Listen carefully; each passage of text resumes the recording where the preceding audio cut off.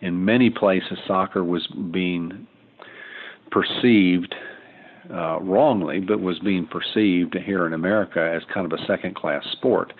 If you're a really good athlete, you're going to play football or basketball or baseball, and yeah, you can do rugby and you can do soccer, and you can do other little things if you're not a good enough athlete to do the main sports of America. And thankfully, I think my winning the Superstars, that may have been the best contribution that I had made to soccer, to get rid of that concept that the only reason a kid would play soccer is because he got cut from the football, basketball, or baseball team. Welcome to Good Seats Still Available, a curious little podcast devoted to exploring what used to be in professional sports. Here's your host, Tim Hanlon. Hey everybody, it's Tim Hanlon. How are you? Thanks for joining me. It's Good Seats Still Available, that curious little podcast that is devoted to what used to be in professional sports. We are enthralled, if that's the right word. I think it is, sure, to have as our guest a legend in American soccer circles, one of the preeminent and frankly first breakthrough American stars on the American soccer scene. His name is Kyle Rote Jr. And if anybody remembers back from the mid-'70s onward, Kyle Rote Jr. was not only the amazing American star for the Dallas Tornado of the old North American Soccer League, but also for a number of years, the preeminent athlete in a competition on ABC Sports known as the Superstars, where Kyle Rote Jr. Was an amazing physical specimen. Not that he's not now, but in those days, he was beating all kinds of sports stars in all kinds of other sports in this amazing competition that kept our attention in between the Super Bowl and the beginning of Major League Baseball. And Kyle won the Superstars tournament, I think 3 years running, including a second place finish in one of the years that he didn't win the title. So an amazing amount of stories and interesting anecdotes from Kyle Rote Jr., a legend and a Hall of Famer, coming up in a couple of seconds here on the show. Before we get there, I want to remind you that, of course, we are, again, sponsored by our friends at Audible, and a free 30-day trial of Audible's audiobook service, as well as a free audiobook download, is available for you to try when you go to audibletrial.com/goodseats, and you will get those freebies, and you can cancel at any time. And as you know, Audible is the premier provider of digital audiobooks with over 180,000 titles to choose from. Lots of great stuff in there. It is a great way to enjoy a book without having to read or strain your eyes. Perhaps you are busy doing something else, and the sound version of someone expertly reading a book to you is a better way to enjoy what the book is about. And it's what Audible does really well. They are arguably the best in the business, and we encourage you, as I have, to try it for yourself, and I guarantee you'll be hooked once you try your first audiobook for free. And again, go to audibletrial.com/goodseats to get yours, a free 30-day trial as well. And like I said, you can cancel at any time, and there's no better way to give it a try than by trying our little link here. And you'll be giving a little love to the show, let's be honest. And we could always use a little love once in a while, a couple of shekels here and there to keep us going as we move ahead in our podcast journey together. It's audibletrial.com/goodseats. Give it a try. I guarantee that you will enjoy it. And I think you will like it just as much as I do. I hope so. Okay, enough promotional babbling. It is time for a wonderful and very interesting conversation with our friend, Kyle Rote Jr., here on the podcast.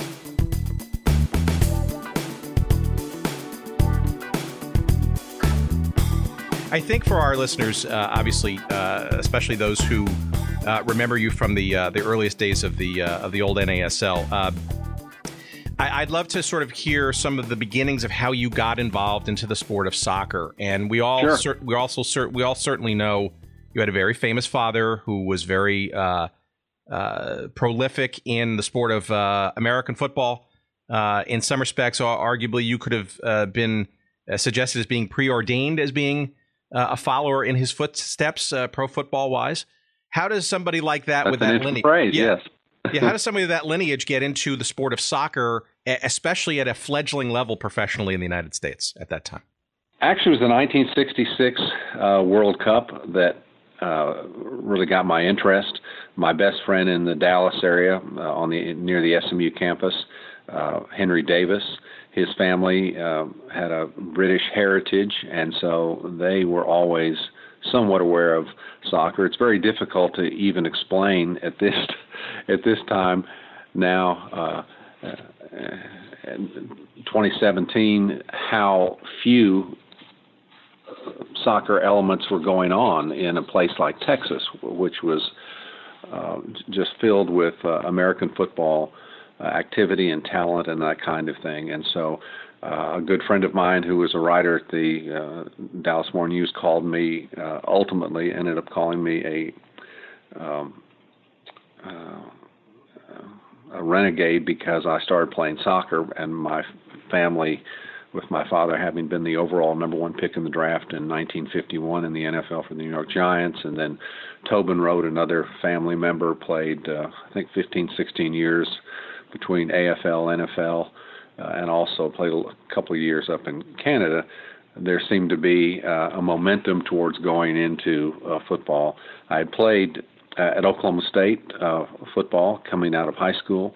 Had a very good first year. Ended up breaking my femur just above the knee in the last week of that season, and ended up using soccer actually as the way to try to get back in shape. At the same time, that same friend whose family oriented me towards the 1966 World Cup activities, when we had gone over to the SMU campus and their basketball arena, they had a closed circuit television. First time I had ever seen anything like that. And the closed circuit was the first time I had ever seen that, the technology-wise, but also had really never seen soccer before. And again, difficult to believe that in the mid-1960s, soccer was very active in St. Louis. Soccer was very active up in the Northeast, and soccer was active in most of the immigrant cities at some levels, Chicago, Detroit, San Francisco. So there were pockets of soccer around, but nothing like what it has evolved to today.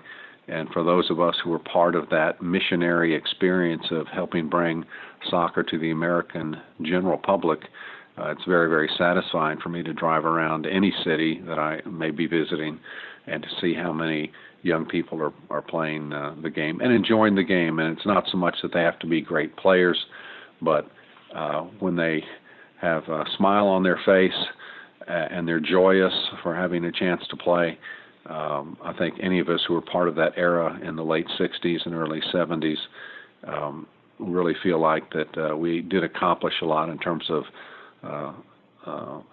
spreading the message of soccer's appropriateness to be a core American sport. Well, so all right, so you're using soccer as a almost therapeutic and or diversionary kind of activity, right? And so how do you even get and obviously the World Cup and closed circuit, and you're aware of the sport's existence outside of your, I guess, your world of Texas and the Southwest and the Southeast. Where is the bright light that sort of hits you, if there is such a thing, that tells you that, maybe there's something more to this soccer thing than just a sideline to your football and other activities? Well, as it turned out, I was in high school, was an all-state American football player. I was playing baseball. I was playing basketball as captain of the baseball team and the basketball team, so I was already involved in three sports pretty much full time, and headed to college on a football scholarship. But after having seen Jeff Hurst score 3 goals, I think it was, in the '66 final, and England's only World Cup championship in their history, but Jeff was not a messy dribbler. He wasn't the kind of player Eusebio or Pelé or Johan Cruyff, or those kinds of players who were highly skilled and could handle the ball. Jeff was a finisher, And I had never met Jeff. I just saw this man kind of do the very final thing. I guess the basketball analogy would be having a point guard, instead of shooting, throw the ball up towards the basket and have a big 7-foot center grab the ball, or an athletic, 6'6" guy come take the ball out of the air with one hand and dunk the ball. That one-touch finish was kind of what opened up the sport to me, because I realized and at that time I was 16, so I was trying to, again, continue my legacy career in American football at the time. But we started this organization in our public school called Highland Park, and we started a team called the Black Bandits, and the Black Bandits were basically a reference to an appreciation for the African American players, and the Bandits came out of LSU. They had a football team that one of their teams that they sent. They had an offensive team, they had a defensive team, but then they had a Bandits team. And the Bandits team were the crazies, and we felt kind of crazy because we were playing on American football fields. There were, in the public school system in Dallas, Texas, in the mid-1960s, there was no, and I repeat, there was no soccer, club soccer. There was no school soccer. The only existence of soccer that occurred in Texas in the mid-1960s, and let's just say 67, 68, the only ones, there were 4 or 5 private schools who were sending kids up to the Northeast, and where soccer had continued playing since probably the 1930s. And if they were going to go to Harvard or Dartmouth, or they were going to go to Yale, then they probably ought to get exposed to the game, because it was being played up in the Ivy League. But it wasn't being played in Texas, with one massive exception, and that massive exception were the Mexican immigrant teams that played on Sunday afternoon at several public, not arenas, but really locations there in the Dallas-Fort Worth area. And that was the only soccer that really existed, unless you're willing to go out and watch what the Mexican guys were doing on a Sunday afternoon. And it was much more of a social context than it was hard soccer, even though they had some very good players there. But these were folks who came to America, and they were working hard to take care of their families. Sunday afternoon was their retreat with the other guys to be able to play their favorite sport, which wasn't being emphasized really anywhere in America other than a couple of the private schools and the Northeast and Chicago and San Francisco at the time. And so just the opportunity to start a team without a coach, without a general manager. And so here we are, 16-year-olds, and I'm already playing 3 sports and very active in all 3 of those sports. But my best friend and his family love the game of soccer. So I said, you know what, let's, what I just watched there on the SMU campus during the '66 World Cup, one thing that I knew was that these athletes were in shape. I may not be able to dribble a ball, may not be able to head a ball, may not be able to pass a ball, but I know fitness when I see it. And in the World Cup, obviously, the athletes of all the teams that were playing were highly fit, and that really impressed me. So just from a selfish standpoint, I said, I would love to have that level of endurance, and so let's go play. So Hank Davis, Tico Lawrence, and I put together an organization called the Black Bandits. We were not in any way recognized by the Highland Park Independent School District, but we started playing and and I recruited my best friends and good athletes from the football team, also from the basketball team and from the baseball team, and we pulled those good athletes together And as it turned out, after training probably for 2 months or so, we were replete with natural athletic ability on the team. We just didn't have a lot of soccer skills. But we ended up playing one of the local private schools and challenged them to play. Coach Landry, his son, was going to one of those schools and got in contact with that group and said, we'd like to play. We've never played a game. We had to figure out, and there were some referees who were in town and who had been working the private school system and worked some of the Mexican teams. And so we got a referee and we played. As it turned out, we won, but we didn't win based on dramatic, perfect soccer skills that would wow anybody. It was all pure power. It was all pure opportunity. It was speed. And it, again, going back to the 1966 World Cup when Jeff Hurst scored the 3 goals, he probably touched the ball in that match less than 3 minutes, certainly less than 2 or 3 minutes. He was just a finisher. So it wasn't as if we realized we didn't have to be able to dribble past everybody.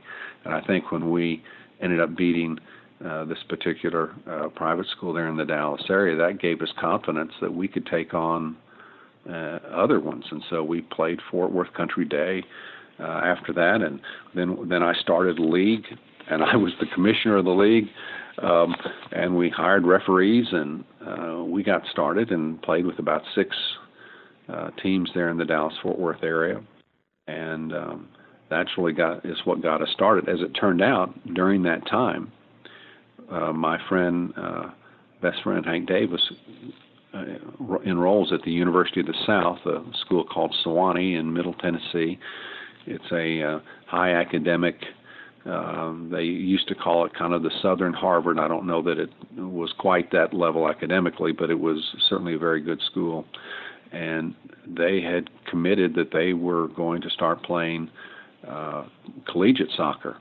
And they played against Emory there in Atlanta and a number of other schools. And they were small schools. Most of the major schools, the Vanderbilts and the University of Tennessee and University of Georgia, they did not really have soccer programs that I recall. But Sewanee was going to have a varsity soccer program, and my best friend was going to be playing on that team. And so I ended up transferring over to that school after having spent some time in that previous summer in Europe with a gentleman by the name of Ron Griffith, who had come in 1967-68 to America as a reporter to follow some of those teams that had been leased to cities in America. And Ron's, direction, for example, we were throwing the ball in with one hand, and we said, why are these people throwing the ball in with 2 hands? And they can't throw it as far. And so we thought we had come up with a great, new advantage. And Ron skilled us really in you can't do certain things, and told us kind of what the rules were and all that kind of stuff. And so we just used a lot of the natural ability of our group of guys, and 4 of us went on to college on scholarships in American football, as it turned out. But we still had that core of best athletes from my baseball team, from my basketball team, and from the football team. And that's how the Black Bandits got started in 1967, and that group of guys continues on in many ways. We don't still play, but the memories of the challenges of playing without a coach, even though we made some mistakes, and the one-arm throw-in was an example of that. We were fortunate to have someone help us with the rules, and as it turned out, Ron, that very summer, this was the summer of 1968, I ended up going over with Ron and about 15, 16 players who had played at those private schools there in the Texas area, and a couple from Mexico.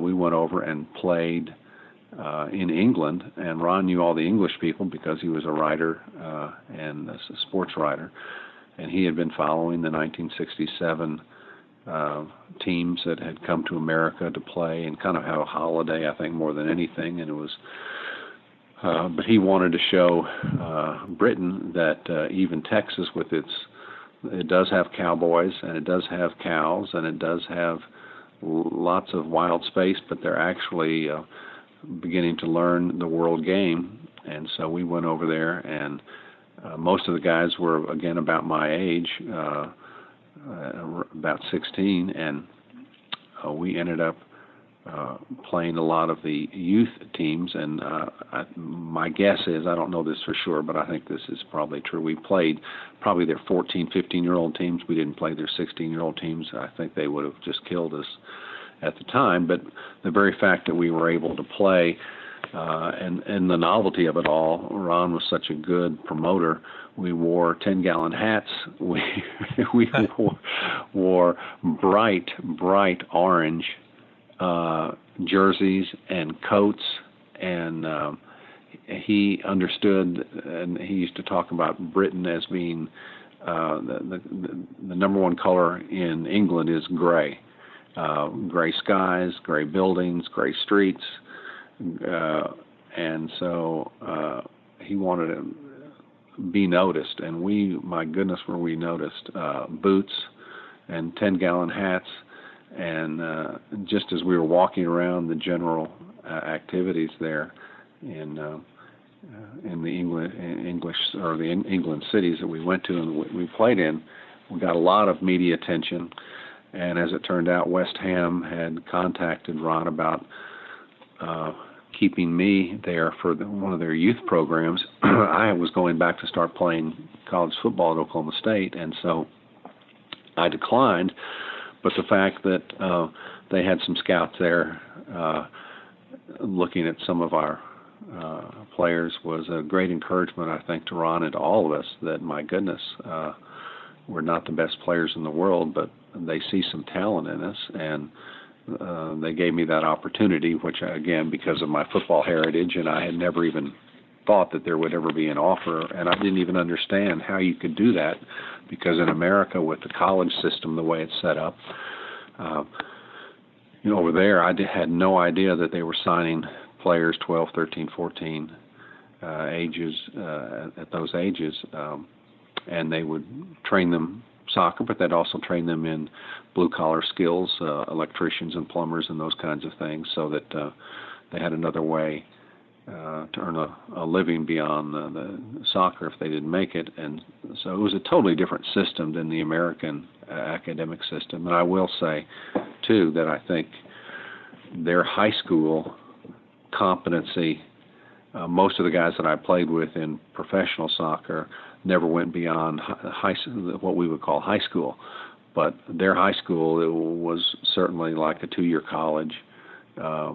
Their high competency, academic competency in their high school programs that we didn't have here really in the U.S. And so that was another discovery of mine during our month-long visit to England and Scotland. We also played in Ireland, and so Ron kind of took us around and entertained people in Britain, and to let them know that soccer has landed in America, and here's an example of even some Texans that are actually playing soccer and are adequate enough to be able to compete a little bit. Well, okay, so there's another Ron that sort of comes into the mixture too, right? And I suspect the first Ron that you're mentioning, Ron Griffith, was instrumental in what I guess was a serendipitous scrimmage, right? I guess you were playing against the then Dallas Tornado, either as a scrimmage or maybe on a regular sort of informal basis. And is that perhaps how you got the attention of what was then the sort of fledgling NASL Dallas Tornado Ron Newman experience? No, that's exactly right. And as you can imagine, they were looking for people to practice against and to train against. And so I pulled our Black Bandits together, and we knew, we would not win against a professional team, but they needed someone to practice against and someone to beat up on. And so we offered ourselves. And again, thankfully, we had enough just raw athleticism within our group that while they won every match, I'm sure that we ever played, but we just kind of gave them the opportunity, to play against. If you know, remember the game of basketball, the Washington Generals, were the team that ended up traveling with the Harlem Globetrotters, and the Harlem Globetrotters always beat the Washington Generals, and the Washington Generals were just there to kind of be the other team. There were no necessarily any stars or anything on. That's kind of how I felt at the time. We were really just trying to assist the Dallas Tornado so they could have some people they could train against. And our guys, we were all good enough athletes that we could match up athletically in terms of just running and endurance, for the most part. But we were so deficient in terms of major skill sets and in terms of handling the ball. We had a good goalkeeper who was a basketball player and 6'3" and could go up in the air and get the ball, and that certainly helped. But that is how I got exposed to Ron Newman, who was then the coach of the Dallas Tornado, and ultimately was the gentleman who, a few years later, ended up picking me in the first round of the very first NASL draft in 1972. Lamar Hunt was such a brilliant visionary.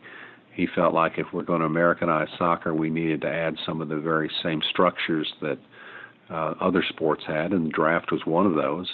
And so he added that, and again, I was fortunate in 1972, even though I was not playing in the Dallas area during my college career. The Atlanta Chiefs had already scouted me, and I had a number of teams that were looking at me at the time, but Dallas took me in the first round, and Ron was the one who made that selection, and he's the one who had seen me score a few goals against his Dallas Tornado in those little semi-intensive practice elements that we did with the pro team there. And so I'm very thankful that he had the confidence. And I think Lamar, if I recall, that may have also been the first year in which every NASL team had to have an American on the team. So in those early years, they brought in teams en masse from primarily from Britain, but from Europe, so that those players could kind of experience have the American experience of having seen our culture and having flown and all of those kinds of things. But obviously, all those teams went back intact. They didn't take any American players with them. And I was fortunate to be in that first group of Americans that by demand, I think, and by requirement, if you're going to be an NASL team in 1972, you need to have at least one American on your roster so that we can begin to infuse the American players into the culture of the North American Soccer League. Well, sure, and arguably the full importation of teams saved the foundering league in the years prior, right? I mean, without those without the sort of genius of Phil Woosnam, kind of saying, well, we can quote unquote rent teams or adopt new personas for a summer. I mean, there were some very lean times before, and arguably even still lingering into 1972, which, by the way, now brings me into sort of where your head is at. Our team happened to be in response was Dundee United, and so Ron Griffith was the reporter for Dundee United, and he was traveling with the team while it was in America. And he ultimately ended up staying here and started a whole kind of a soccer retail sports business to allow him to be able to stay here. But you're exactly right. In the 67, 68 era, and even just beyond that, they were bringing wholesale teams in, and there was no interaction with any American players at all.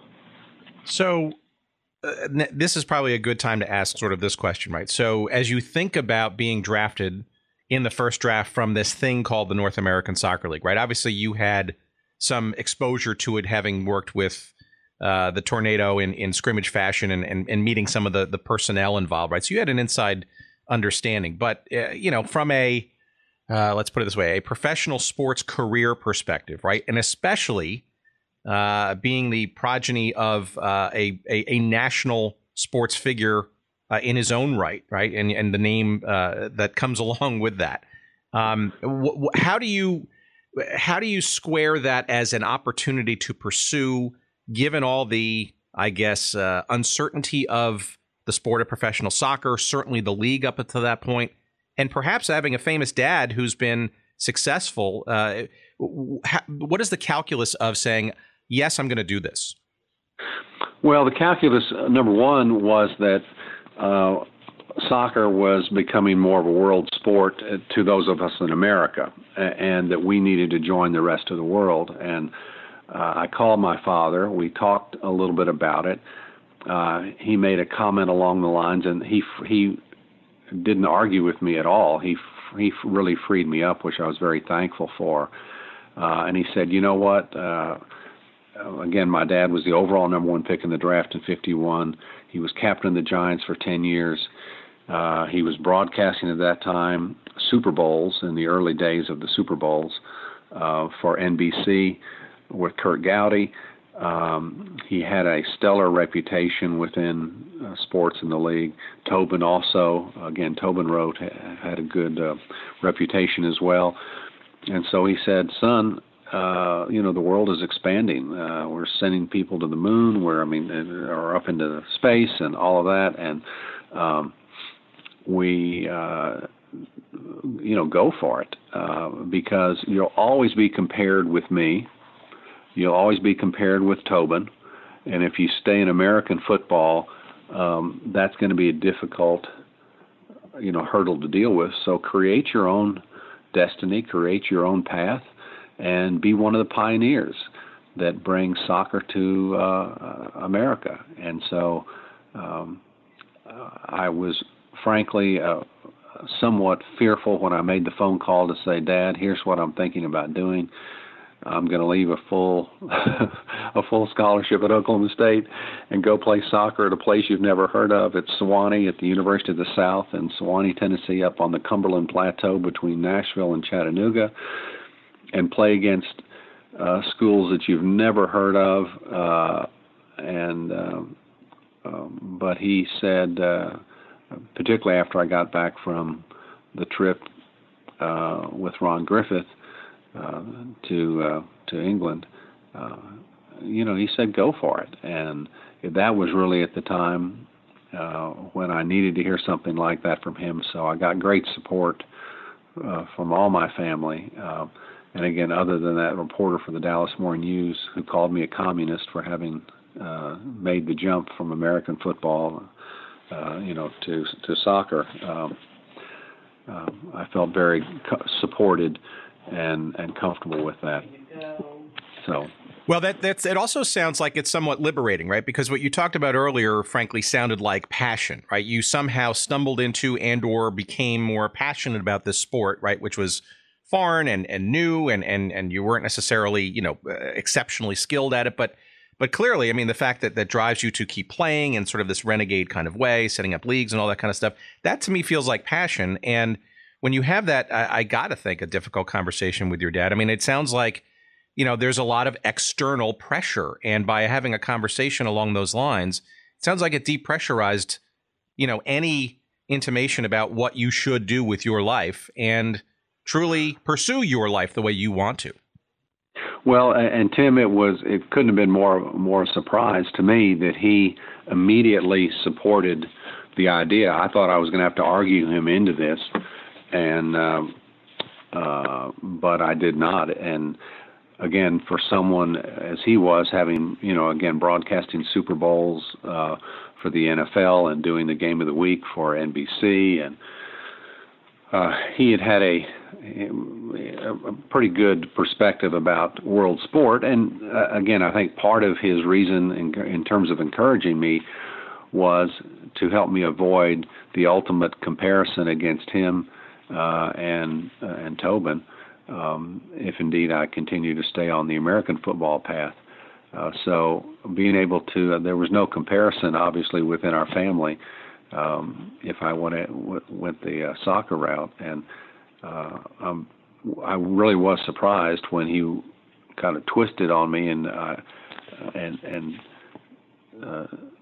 said some things to me about I'd be an idiot not to follow this opportunity. And I think he was trying to protect his son, trying to protect me from what ultimately was going to be perhaps a disappointment, and trying to deal with that comparison.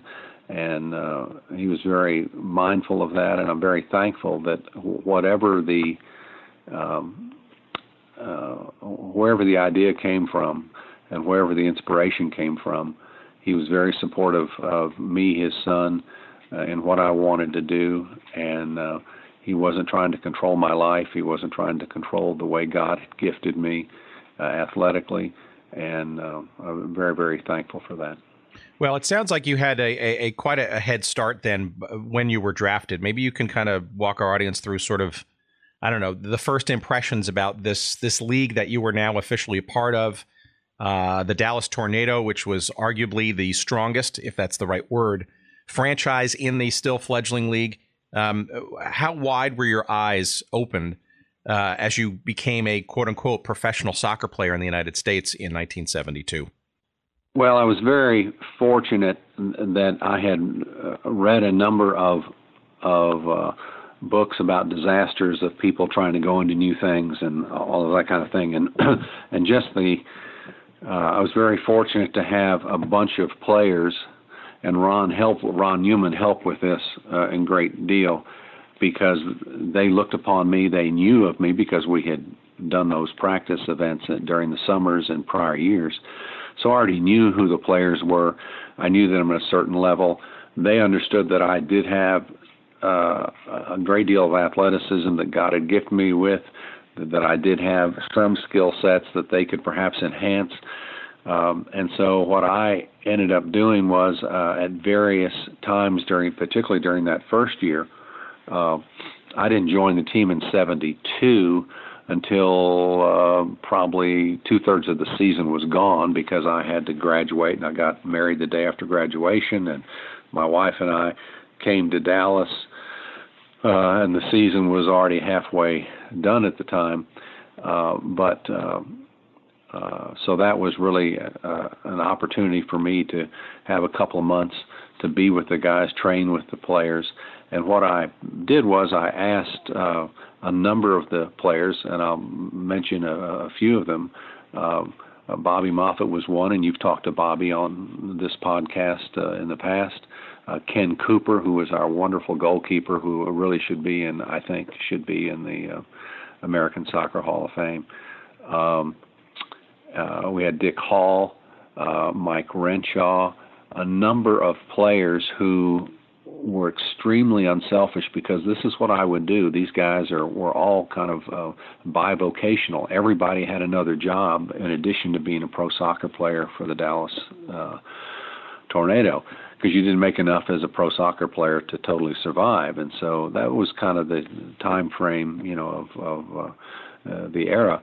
And what I did was I'd ask each one of those guys, for example, Kenny Cooper, I'd say, Kenny, we don't know each other well, but it would really be helpful if you wouldn't mind after practice today, let's get some water, take a couple minutes rest, and then if you wouldn't mind for 15, 20 minutes, teach me the best places for me to try to score a goal as someone who's going to be a forward on this team.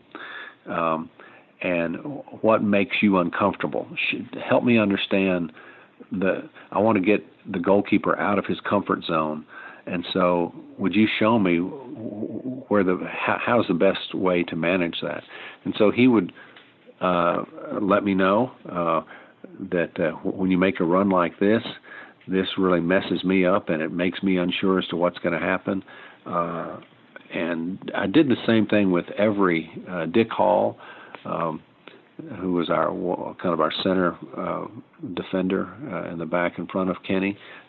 Dick was very, very helpful to me, even though he's probably 5'8", but he was a really good tackler of the ball, and he was the one who really encouraged me. You've got to use your speed because you're not going to be able to outskill anybody. You're not going to outskill me.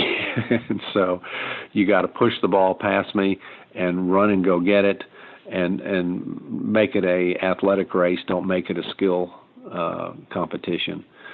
Then Mike Renshaw and other members of that group, they all had positions on the team, and I needed to kind of learn what it was to be the best contributor on the team, and how I could provide some level of goal scoring success to the team, and getting information from those defenders. So John Best and some of the other guys who had been there with Ron for a couple of years, they all spent extra time, and they had no obligation to spend any time with me at all. And they did it because we were all part of the mission of bringing soccer to America and trying to expose it and do as well as we could. But these guys could have said to the American kid, the new kid in the locker room, no, I'm going home. I'm tired. We've run our sprints. We've done all this extra work, and you got to figure it out yourself, kid. And I will say that Ron did a fabulous job of indoctrinating those players of that era, that their major job was not so much to win, even though they did, and they won in '71, won the championship, but it was also that we had to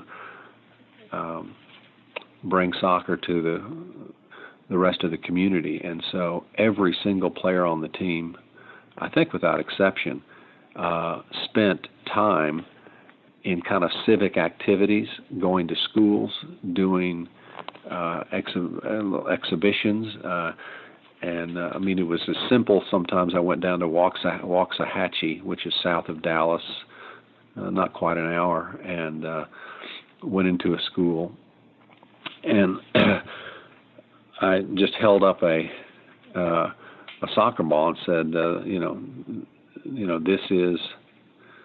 this is a soccer ball, because they had never seen a soccer ball. They knew football, basketball, baseball, but they never really knew what a soccer ball was. And we did that in great part. And one of our guys who you've talked to in the past, Bobby Moffitt, Bobby saw his vision as all of West Texas. And so Bobby did a fabulous job over the years of exposing West Texas, which is a very dry, unpopulated part of the state. But he went to Lubbock, he went to Abilene, he went to a number of cities that the rest of us never went to, and he to help plant the seeds of bringing soccer to the youth of that community. And I think all of us were really focused on getting the kids to smile, getting the kids to realize there was another way in which they could participate in athletics beyond the obvious ones that they were aware of from national TV and all that stuff. And so I really do think that the phrase for us was kind of soccer missionaries, and that was emphasized by Ron Newman at a level that none of us wanted to fight Ron physically. I can say that too. And Ron just had that high energy. We have to go. The phrase was anytime, anywhere. And so we all did anytime, anywhere activities and events all over the Dallas-Fort Worth area, and for some like Bobby Moffitt, sometimes even out to West Texas. So it was a kind of a dual purpose, play the game well, win for Dallas, win for our team, but at the same time, you have an obligation to not miss an appointment and to get out and to share the greatness of the game. All right, well, let's shift into 73 then, because that's when you obviously became a starter, you became a regular player, and arguably you became quite the red hot sensation on a grander scale that I don't think even you would have imagined. But how did you lead up? How did you get into your playing groove, so to speak? Right, obviously you were a North American player. The league is obviously looking at American players, especially to be part more of the mix. And in 72, you sort of been exposed to a team that's very passionate and missionary in its work. How do you segue into being a full-time and regular player to break into that first team? Well, I had to earn it in practice, and I had to earn it with the confidence of the players around me. And I think those moments of time that each of those players invested in me thankfully brought some fruit, and that gave me the opportunity. Part of it is that we had two other players that we were bringing in from England. They got held up at immigration, and this is what, as I recall the story, they got held up in immigration. And so even though I had been playing their position as center forward, I was going to play some for sure, but it wasn't really until they got held up, these two players, and so we had to go to play our very first game. As it turned out, I had to play because these two guys came in, and to this day, I don't know if Ron, who was such a clever marketer, I don't know if he did this on purpose or not, but they announced that I was going to be starting for the Tornado, and they had a huge crowd show up because of that. And as it turned out, I scored a goal and had an assist, I think, on the second one. And all of a sudden now, Ron's confidence in me and my teammates who had worked with me, they saw that I might, be able to do well, and that really kind of opened everybody's eyes. And so, as it turned out, the following week, those guys did get through immigration. They came over, and Richie Reynolds was one of them. Was an excellent center forward type player, and as it turned out, we ended up playing with each other. We just kind of moved the things around, and in part because of the crowd that we got that first game that I was playing in. I think no one's ever told me this, but I believe that Lamar Hunt said to Ron, you got to play this guy because if he's attracting fans like this, we need to keep that going. And as it turned out, before the end of the year, I had won the scoring championship in the league, primarily because of kind of one-touch passes to me somewhere around the goal. And so I'm trying to remember, I think I may have been the only American to have ever won the scoring, American-born player, to ever have won the scoring championship in the NASL. But that was due in great part to the guys around me who were not selfish and who were willing to let an American kid do well. And so they get a lot of credit for their willingness to let an American have some success in the game that was their passion and their greatest love. Well, okay, so there's a bit of modesty there, which is par for the course for anything with Kyle Rote Jr. Discussion, right? But because you were not only the leader in the scoring for the league that year, and the first American, and I do believe the only American still to have done that, but you were also named the Rookie of the Year. And But there's also sort of another element here, right? Because, and maybe you sort of sowed some seeds there with your commentary about maybe what Lamar Hunt was thinking, but you were clearly gaining attention beyond that, right? I mean, there was a big Sports Illustrated article about you in August of that year, kind of touting you as sort of the great, I guess, American hope for this league and for this sport. You were, although not necessarily featured, but you were on the cover of Sports Illustrated a month later during the unfortunate loss to Philadelphia in the championship game. And you were also starting to get recognized, right, on a grander and more national scale. It seems like there were, I got to think your name, right, was part of that. I think the Americanization desire of the league was part of that, and Lamar Hunt and Ron Newman's, I guess, promotional considerations were part of that. But did you feel at any time during the course of that 1973 season that other things were being maybe put on your shoulders or expected of you beyond just being a good player on the field? Well, they were in one sense. I was sent out a day early on away games so that I could kind of be the marketer for soccer. So whenever we played an away game, many times, I want to say forever, most of the time I was sent out a day early to go into that town, kind of do the marketing pitch to get people to come play the game the next day. So I kind of missed the last practice before we would go on the road, but I was doing active marketing on behalf of the other teams in the league in their own hometown. So that was part of that. I guess that was part of it. But the other thing that happened was being invited among other elite athletes to an event called the ABC Wide World of Sports Superstars. And because of having some success in professional soccer, it gave me the opportunity to go against O.J. Simpson and Lynn Swann and Roger Staubach and all the great athletes in the world of sports, and the Olympians and Olympic decathlon gold medalists and all those great athletes.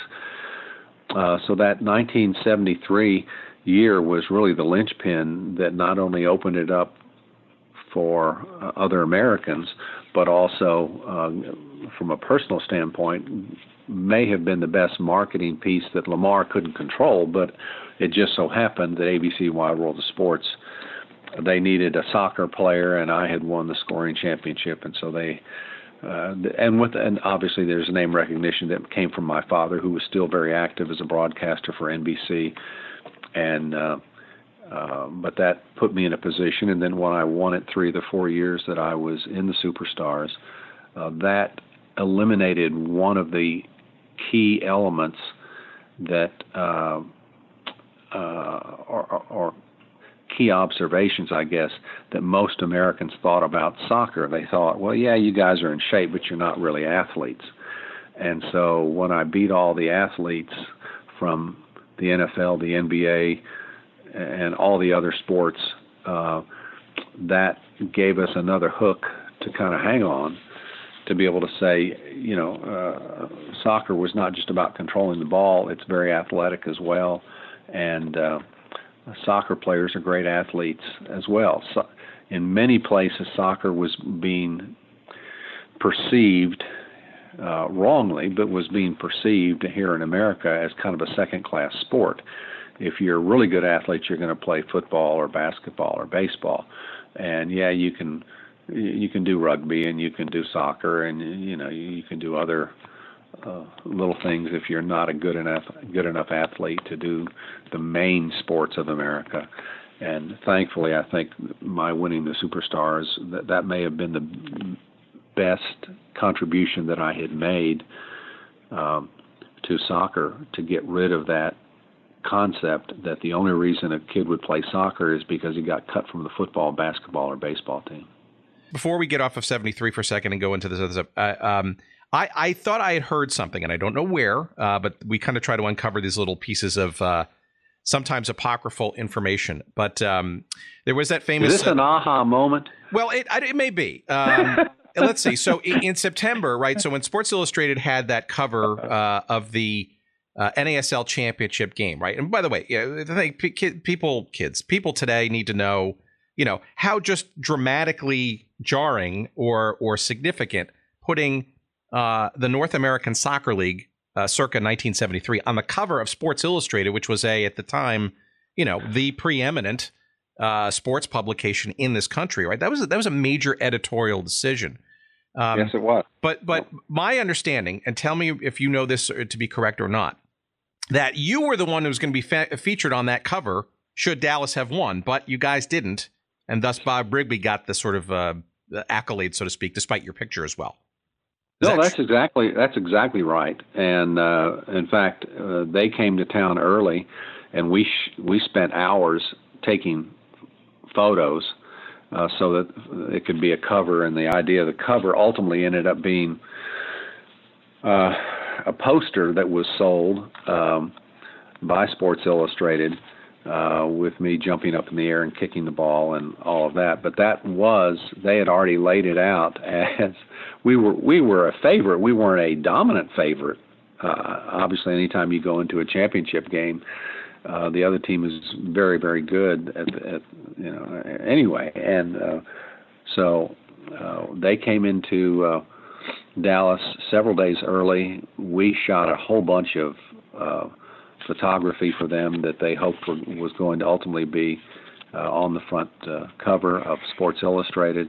And I spent hours with their photographer in things that he wanted to do. And again, ultimately what happened is he ended up having to use one of his in-game shots where I was challenging Bob Rigby for a ball that Bob was able to catch, and I could not get up high enough to head the ball. And that became the cover for Sports Illustrated when Philadelphia beat us there in that final. But all the other photos that we had made on previous days before we got to the finals, to that final championship game, one of those ended up becoming a very, very popular just kind of a banner, so much so that several years later I was speaking to our U.S. women's team as they were going through, one of their first world championships and gold medal type things, and about 2/3 of those ladies all had that poster up in their room or in their house or wherever it was, or what school they were going to. And so that poster became extremely popular, even though it was intended initially, as you said, for the cover. But we did not win, and so Bob Rigby, I'm in the picture, but it wasn't a one-on-one picture. The one that we shot for Sports Illustrated was just me kicking a ball up in the air, not quite an overhead kick, but it was a very athletic type of shot. And I'm sure, they scrambled a little bit, and then they chose a picture that had been shot that day, actually at the very championship game, and with Bob being featured as he should have been. Fair disclosure, I had that poster as well. Just had to throw that in there. So, okay, so let's just ask maybe one more sort of general questionnaire, and then we'll put it on pause so that you can get on with your life for the rest of today. But you did mention the superstars, right? So clearly, 1973, you were getting a lot of exposure in a lot of other circles, right? For whatever reason, obviously your prowess on the field, your American name in a quote unquote foreign sport, the marketability, I guess, just by the nature of your actual name, a lot of things going in your favor. How does the superstars conversation even begin? How do you even get involved in the superstars? How do you, is it an agent? Is it somebody who, do you get a call in the middle of the night? I mean, how does it even sort of pop up?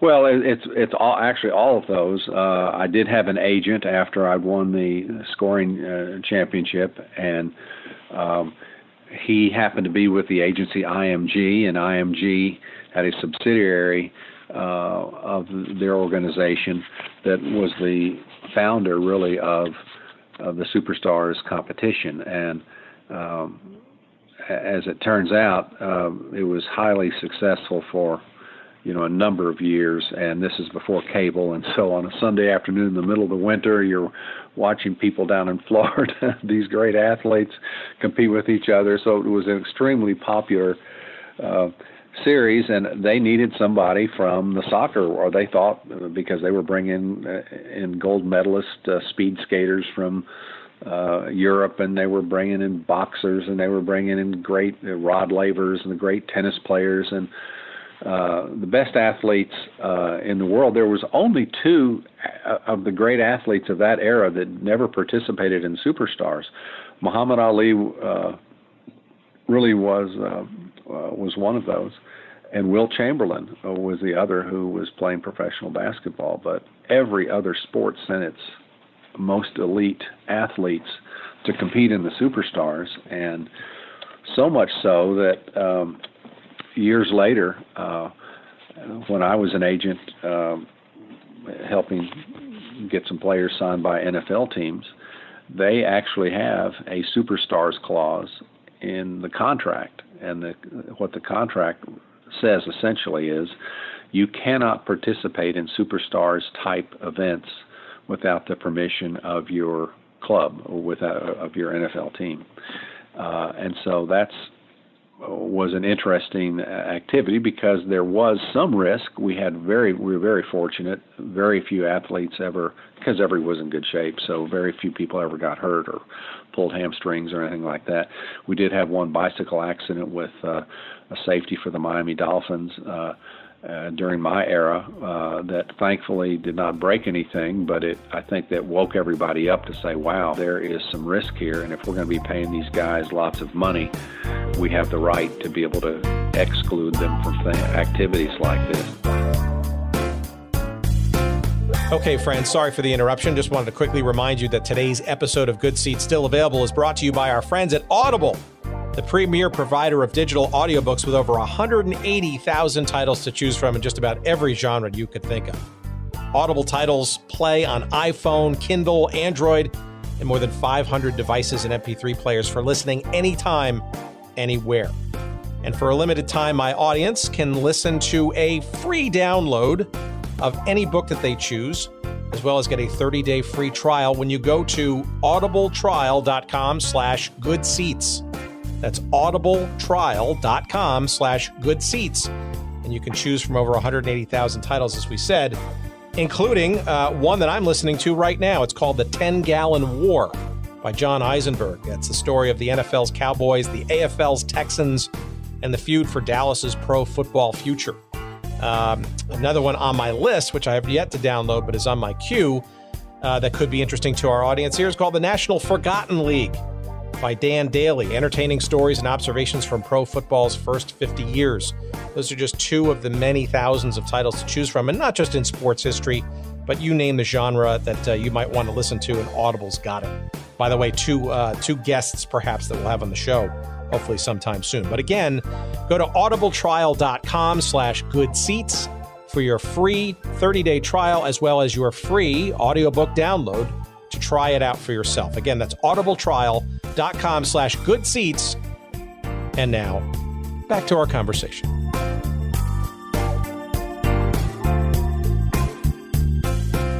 It is a little known sort of fact. I mean, this, what you're referring to is the arrival of Pelé, right, with great fanfare. And it seemed like, my understanding is that the league felt that it was important enough to literally create an exhibition game right smack dab in the middle of the season. And I guess convince a national television audience via CBS that it was it was worth the event. Now, going back to your earlier comment about being sort of the Washington Generals, it almost feels like it had a little bit of that sort of element to it, and you were the team chosen, but you had a game the night before a couple of thousand miles away, right? Yep, and I was stunned just from a logistical standpoint that they would cut it that close. But I think they had a backup airplane that we did not know about, so that it had there been any problem going with regular service, they could have picked us up and still gotten us there. And so I don't know that for sure, but as I look at it, there's no way. How would you do, because it was an international television broadcast. It wasn't just in the U.S., so that was a tremendous element of it with CBS. But there was also an international feed going because of, obviously, Pelé's. It had nothing to do with the Dallas Tornado. We were the Washington Generals. But we went up 2-0. Ultimately, Pelé scored to tie it up 2-2, and we ended the match at 2-2, if I recall. I think that's right. And that was the official welcoming of Pelé to the U.S. And even though when he played, he did play, I think, a couple of club games with his club team, a couple of exhibitions years before, and I don't recall who they were against, but in terms of him coming to America, signing a contract with an American team, that was the big deal. Because, we get internationals all the time, not at the level that we have right now, but back then we'd have the occasional, every year or two, we'd have an international game with U.S. national team, and so there'd be some really good players involved in that game, but this was, set up for television, and television drove the whole thing. I remember we went through several kind of trials of where are we going to exchange flags, and what are we going to say to each other, and that kind of thing. And so, anyway. Well, you were captain for that game, I believe, correct? Yeah, I was, but it was just as you said. This was all kind of made up because it didn't count at all within the NASL league pool at all, and they chose us primarily because I, at the time, was, I guess, the most well-known American athlete playing soccer, and so I'm aware of that, and I was happy to play the role because that was just an extension of when we went to Waxahachie, Texas, to an elementary school. This was still part of the marketing of soccer, even though obviously there was an athletic element to it all. And every single teammate of mine, it was just stunning. When the game was over and it was 2-2, every single one of my teammates ran to Pelé to try to get his jersey. I didn't realize how important it was to them and how important Pelé was to them. Because I've been around, Roger Staubach and Julius Erving and, all those American iconic athletes, many times, and grew up in the New York Giants locker room in a sense. And so Frank Gifford, Pat Summerall, all those people, was well known to. But that's the thing, in addition to people running onto the field, which shouldn't have happened, but in any event, it was a very strange, quick turn. It was like they were all trying to get close to Pelé as the clock went down. Whenever they sensed that we had a minute or so to go before the match was going to be over, I could just see people kind of going towards him, and I thought they were going to shake his hand, not ask for his jersey and be willing to switch jerseys with him, which is, a very common tradition internationally. And Pelé and I did a number of events together, in and around that year and a couple of other years. And so, and he gave me his jersey and signed it and all that kind of stuff without just one day at an event. It was a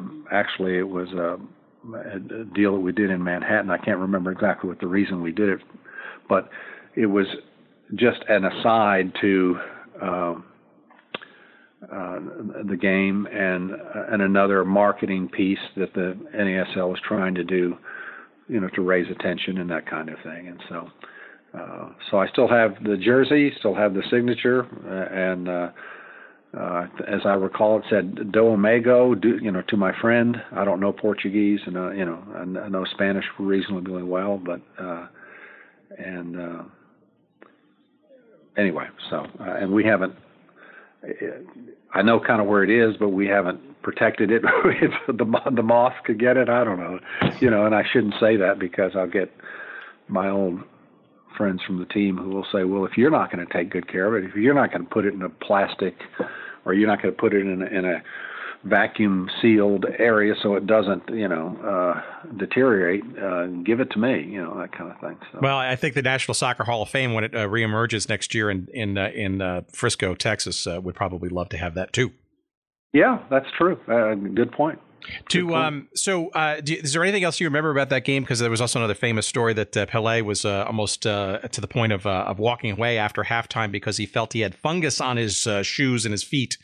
But the reason, of course, there was were a whole bunch. There was if you watched the match, several issues came up. One was because it was set up for television.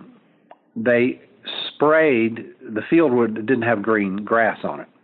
So about a day or two before they realized that, and they sprayed the field green, and a whole bunch of us came away with little green patches on our shorts and on, to some degree on the jerseys and that kind of thing. And they did the best they could, but it was very slippery, and all of us were wearing, cleats. So we should not have had a problem. But if you just look in the first 5 or 10 minutes of the match, you see a lot more sliding, and they weren't sliding tackles. It was because of the instability of the grass, and so several of us ended up, at the end we start looking at our stuff, and between our pants and our shirt, we ended up having some of the green had come off, and they had not sprayed it early enough to let it dry. So it was still wet. It's just it's just unfathomable, and plus I saw a crowd, an international television audience watching. You kind of have to pinch yourself at some point and go, "What's going on here?" Yeah, oh yeah. Well, and the value that they had, that you place on Pelé and all the other players too, because they're good players on both, on both teams. But you don't want anybody to get hurt, and it was not a good field. It happened to be the best available place to play it, a grass field, without empty seats, without a lot of empty seats. I mean, there were some empty seats there, I think, but still, right there in New York, it was perfect for media, easy access. We flew in and went straight from the airport to the locker room. I mean, that part was this, the crazy thing to me was how close they cut it, and I don't know what they would have put on the air if we had not made it in. It's fascinating stuff. Although I don't know if anybody will miss the old Downing Stadium on Randall's Island. It was a stadium that was.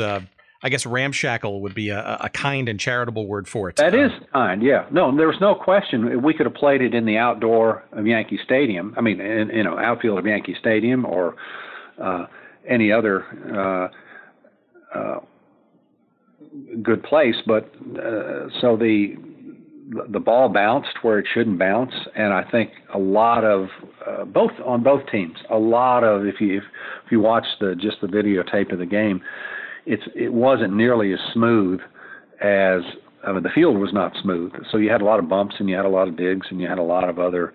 And the ball, in addition to people slipping, the ball didn't go true as you would want it to go. All of a sudden, it's rolling along fine. All of a sudden, it hits a bump and it pops up. And you can't avoid every one of those, but you shouldn't have had them at the rate that we had them during that match.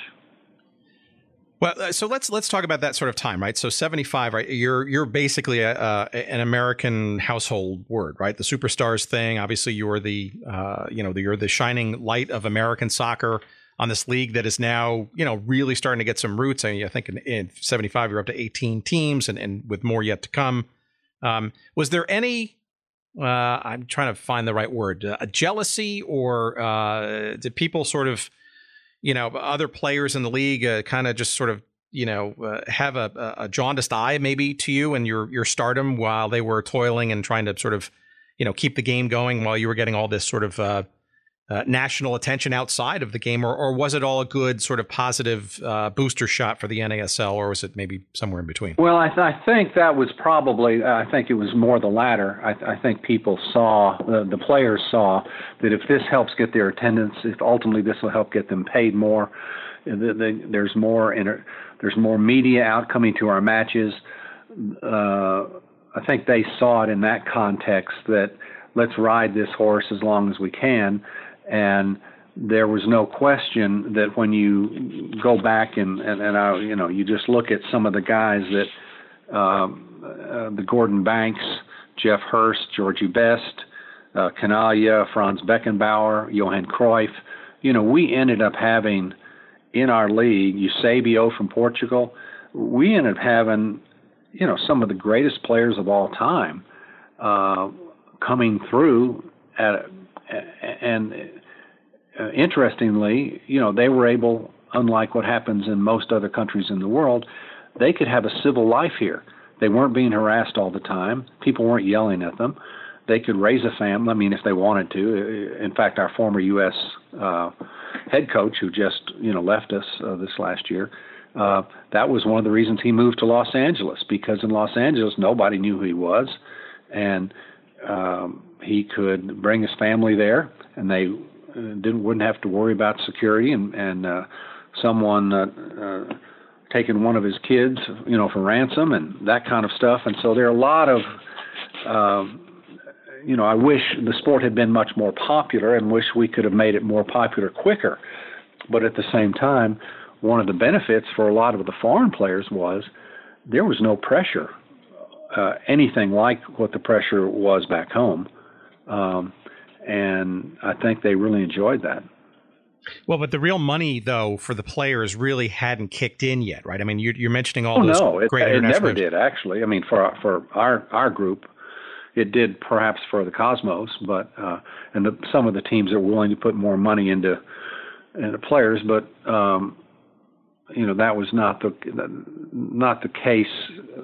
We got some moderate support, and I love Lamar Hunt for a whole bunch of reasons, but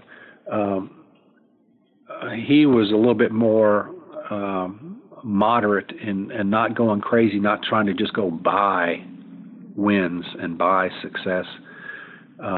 He understood, just like he did in the football side, and that's why he's the only person I know who's in 3 Hall of Fames, the Tennis Hall of Fame, the Soccer Hall of Fame, Football Hall of Fame. He always wanted what was best for the leagues that he was in, not what was best for him. And that's a dramatic difference today with most owners. It's more than just Jerry Jones with the Dallas Cowboys. We're talking about most owners pushing for the economic benefits of being an owner. And Lamar was one of those who was not. His first, and the reason, the Lamar Hunt Trophy is given in the NFL. It's not because his teams won the most Super Bowls. It's not because he was chairman of the board most of the time. The reason it's called the Lamar Hunt Trophy is because he was the most consistent in the NFL, the most consistent person in terms of raising what's best for the league, what's best for football, what's best for other people, not in any kind of a selfish way. And he certainly had that same attitude, from a soccer standpoint. So I'm sorry, I don't know how we got on that rabbit trail. Well, no, that's great, because I mean, it leads me to another question. Sort of, I mean, you're now sort of at the sort of the big turning point. Arguably, you're a big component of that, right? Where the NASL, is going from just barely surviving when you got in 72, 73, right, to now at the precipice in like 78, fueled by a lot of current Pelé and post Pelé and star stuff. 24 teams, I mean, all that kind of stuff, and salaries sort of rising, and big money or bigger money trying to chase. It felt like it was kind of a double-edged sword, right? I mean, while you relished, especially having been there in the earlier days, all the attention and the progress that the sport makes on the professional level in this country for the first time, arguably, but yet, people like Lamar Hunt, and I would argue maybe some of the players, maybe including yourself, maybe this gets a little out of control, or are we spending like drunken sailors a little bit, or, are we getting a little too big for our britches too quickly? What was the dynamic there? We had Lamar and I had a midnight negotiation in, I think it was 75, maybe 76, down at a hotel there in Dallas. And a very funny thing happened. My wife went with me, and he and I talked for about an hour and a half, and it was all about we have to have balance, and we need to pay you more, but we can't go crazy. And I understood what he was saying, because they still hadn't made any money, and he and his partner were continuing to deficit finance probably a good bit of what was going on, and so there's no big economic windfall that should be shared with the players, but speaking, on behalf, we end up getting in the elevator down at this hotel in downtown Dallas, and we had just agreed to what my salary was going to be for that next year, and it was not anything. I can't remember exactly what it was, but let's say it was 15,000. I don't know what it was, but I think, and that went from 6,000 to 15. So, so I became easily the highest paid player on the Dallas squad. And as we're in the elevator, this is like 3:00 in the morning, and I think he took a nap that afternoon to get me tired. He's a very clever negotiator too, but I love the guy. And my wife and I are in the elevator, and he says, "Oh, and one more thing. We need to have a non-disclosure clause, in the contract," because he knew what would happen if I had some teammates who were all-stars and in various years and previously and all that. And so he makes this statement, and my wife has not said a word the whole night. Okay, she's just listened. And as we get in the elevator, he says, "And yeah, one more thing, we'll end up putting a non-disclosure clause in your contract as well. And I just hope that you can honor that, and we'll try and do the best that we can," something like that. And he said, "Is that going to be a problem?" And my wife then chirps in and says, "Mr. Hunt, you don't need to have a non-disclosure clause in my husband's contract. We're as embarrassed about the amount of money you're getting ready to give him as you are. We're not going to tell anybody." And it was one of those moments in my life when my wife said something that in terms of, we're just as embarrassed about the amount of money you're going to pay him as you are, and we're not going to tell anybody. And it just hit a humorous chord for both of us, and for all three of us actually, because she hadn't said a word about anything. And the one comment that she makes, she ends up having quite a comic viewpoint to it all. That's hilarious. But that said, though, you clearly were making some endorsement money on the side. I mean, look, anybody who does a little Google search will find multiple brands and products that you were. Well, yes, but again, that we're still in an era where, for the most part, every player had to have an alternate job. Kenny Cooper worked for Dr. Pepper. Dick Hall, maybe still he's probably athletic director now, but he was the soccer coach for, I think it was Green Hill, if I recall, Green Hill Academy. All of us had to have extra revenue beyond what we were being paid, and that was a carryover really from the early 70s. And to all my teammates' credit, they all understood that was the deal. We are here not just to win games; we're also here to win people. We're not here just to make money. This is about giving an opportunity to play and to see America, and several of those people obviously have become citizens and have been very good contributors. And Bobby Moffitt's a really good example. That was just the era. And I give Ron Newman credit for this because, as I think I mentioned to you earlier, he was very adamant and very strong in what the guidelines and the rules were. And so we all understood that if someone from the front office called us and said, "Can you make an appearance at Jefferson Elementary School right after practice on Tuesday," it was yes ma'am, yes sir. It was, we're going to go do it. And did you get paid anything? Absolutely not. That was just part of the adventure and the venture and the vision, and with very few exceptions, and there were a few, but particularly among the older guys who had been there around for a while, getting Kenny Cooper and Bobby Moffitt and Roy Turner and those guys, they all totally understood what this was about. Yes, it's about playing good soccer, entertaining soccer, winning soccer, but it's also about winning a region of America that is focused on a totally different world of football for the most part, and not to ever eliminate. And the purpose, and to this day, I don't ever want to hurt American football. I just want to get world football on an equal status with our citizenry, and it's in many ways has achieved that. And so then that's a great satisfaction. I wish it had happened earlier. I wish it happened while we were playing, but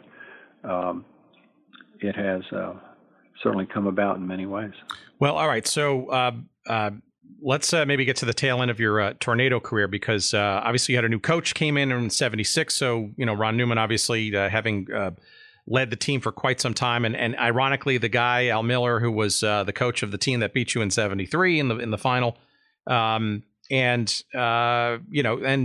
different sensibilities, the league obviously growing by leaps and bounds. And then you wind up finding yourself in an expansion team in Houston. How does that come about? Well, let's go back to a little bit. I had a really good year in '77. I was somewhere in the top 10. I don't remember what it was, but again, it was we're playing against Hawaii. We're playing against,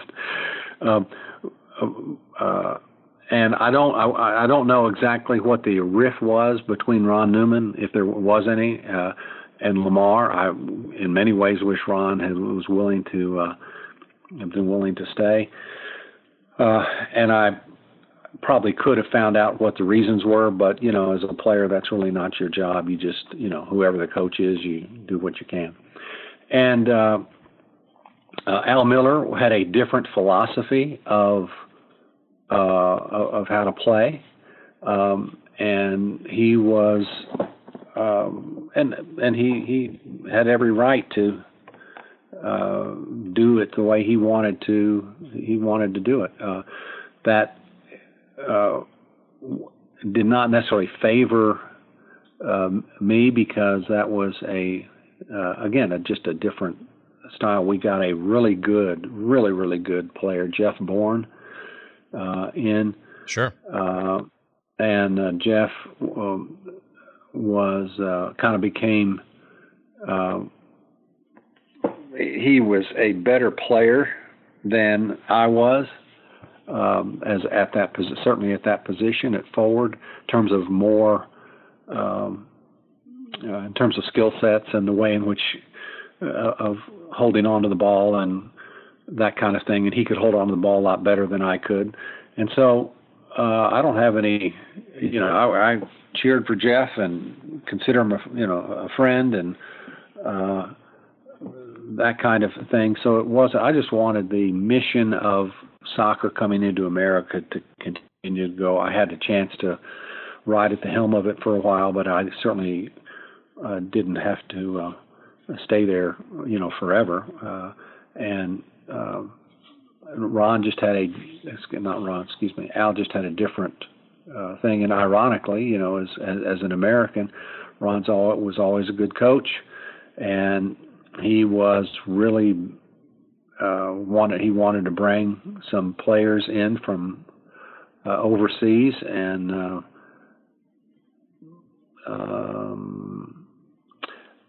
I probably ought to just stop at that. He just had a different philosophy, and you deal with it. And then we ended up going down to Houston. But I think it was during Al's time. Had a hat trick against Hawaii, and I had a good year in I think in the '77 year, and then Al. No one ever told me this, but my sense was, and Al and I talk, once a year or so, and we don't have any problems with each other. But he wanted to bring some other people in, and we wanted to upgrade in some ways. And the fact that I might have been a stronger marketing tool for the club was not as important to him as it would have been to maybe the fans and maybe to some other folks. But, when you're head coach, ultimately you impose the way in which you look at the game. And Bobby Moffett was gone by then. He wanted to make some changes, and, Lamar gave him that. And so when Timo Liakowski ended up going down to Houston, that was an opportunity, for Timo to bring me down there. And so I had scored when Timo was already down there, I had scored against Houston out at the Astrodome that previous year, and had a good game in our match down there, and I just hadn't seen him in a while. And I don't know all of the interactions of what all was paid and what Houston ended up paying Dallas for me to come down there. And as a player, you don't have a choice. There's no free agency at that time. It is, we were all kind of going through a transition. Baseball was, football was. We all were in terms of players' rights and those kinds of things. And so if Houston is where we go, that's where we go. And so, well, for our listeners, I think it's important to know that Timo Liakowski was an assistant coach, I guess, with Dallas before he went to Houston. Correct? Yes, that's correct. Yeah. So he and I already had a good relationship, and he understood me. He understood the work ethic and all that. But he also had a different philosophy when we got to Houston, and he did, I think, everything humanly that a coach could do to get some wingers some really good wingers from Europe. And I don't know of his relationship with the ownership. He could talk to that, but he told me about a week before we started the season that, we're going to have to play a different style. I promised you that we'd get wingers. We weren't able to do that, and I'm sorry. And so I give him credit, as a man for him to tell me straight up kind of what they were going to do, and they were going to try to. We were going to try to be a much more ball control team, and because if you can't have wingers who can keep throwing balls into the box, you've got to have a different philosophy. And we ended up having a excellent year. I couldn't have been more thrilled for Timo and for the team and the young man from Mexico who ended up replacing me, and he was excellent on the ball and scored, some really good goals. And we had maybe I don't want to say it's the best record that Houston's ever had, but certainly during that era, we had a really good success rate. And so I think as a player, every player wants to play, for sure. And I wanted to play. I wanted to contribute. They were paying me very well, and very well relative to other people. Not very well relative to baseball, football, or NBA. But anyway, being paid. Well, you put that in context, right? I mean, in '78, the Houston Hurricane, I think tied for at least the worst record in the league at 10-20. And I think part of that was, from what I understand, it was the last announced expansion franchise going into the '78 season.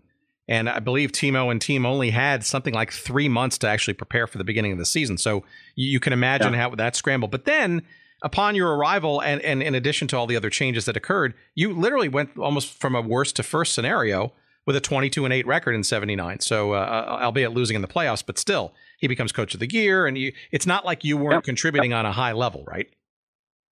Oh, no, I didn't. No, I didn't. I mean, I contributed in the same sense that practice players, or non-starters,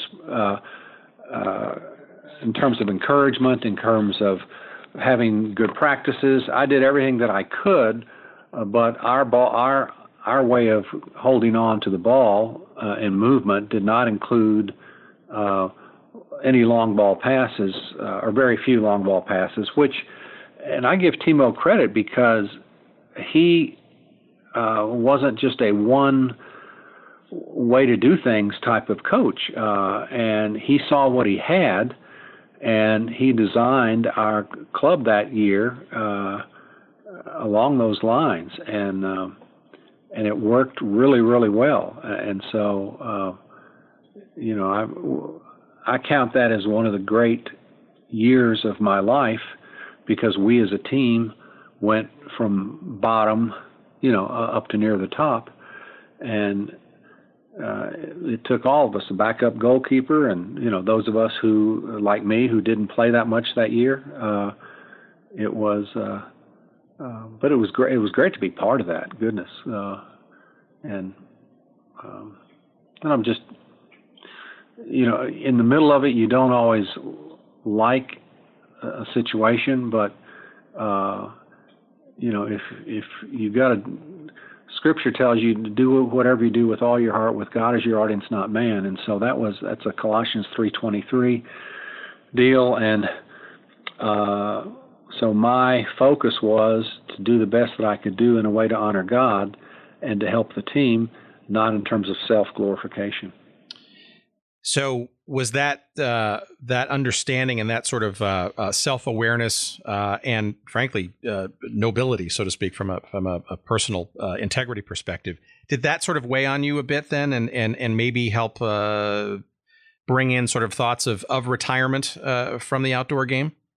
Well, it did, and part of it was because I was told early on, even in Dallas, that you're probably going to be 3-4 years and you're gone. And again, I think Bobby Moffett could have still played personally. And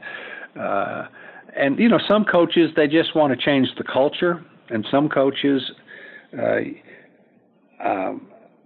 don't think Al Miller ever saw me as a threat to him by any means, but he wanted to get some fresh legs and a fresh approach, and his assessment was that there were better players at my position than I was, and I can't disagree with with him on that. And while I had a really good run, for 5 years or so, going to Houston was tough because I knew that the tornado had sold me, if you will, to Houston. But I was still in the state of Texas, still in UTMO and the way in which, he operated, and happened to be very fortunate to be part of that.